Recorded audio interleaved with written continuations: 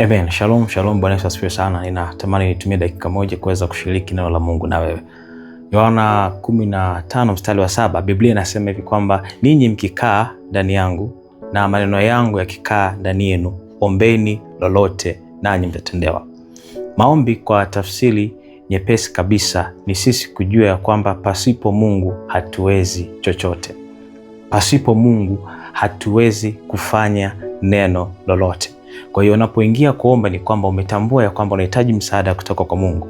Na unahitaji msaada kutoka kwa Mungu kwa sababu hauamini nguvu zako kama zinaweza kukufanikisha, wala hauamini utashi na akili na uwezo. Hata kama kuna wakati unaweza ukajiona unaweza, au unaweza ukaona unaweza ukafanya unachokifikiria, lakini mtu yoyote anayeomba ni maana yake ameamini katika moyo wake kwamba pasipo Mungu siwezi kufanya neno lolote. Hasa Biblia inasema hivi kwamba ninyi mkikaa ndani yangu. Manake wewe ukimwamini Mungu kama Bwana Mwokozi wa maisha yako, Kristo Yesu, na ukakubali kwamba maisha yako hauna Mungu mwingine, hauna msaada mwingine, hauna wa kumtazama. Daudi anasema kwamba nitainua macho yangu nitazame milima, msaada wangu utatoka wapi? Kwamba Mungu pekee, asipofanya Mungu sina wa kumuona akifanya.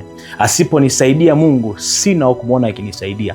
Anasema mkikubali kukaa ndani yangu, lakini pia na maneno yangu yakikaa ndani yenu, kwamba kile ambacho yeye amekisema kwa neno lake ukakipokea kama cha kwako, kile ambacho amekuahidi ukakithamini na ukakiweka ndani ya moyo wako, hicho ndo ukakichukua kwenye maombi.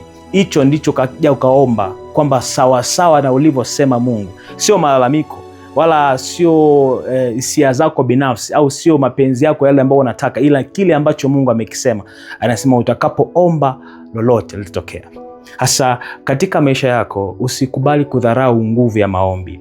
Biblia inasema kuomba kwake mwenye haki kwafaa sana, tena kama akiomba kwa bidii. Napenda tafsiri moja inasema hivi kwamba the prayer of a righteous man availeth much, they make tremendous power available.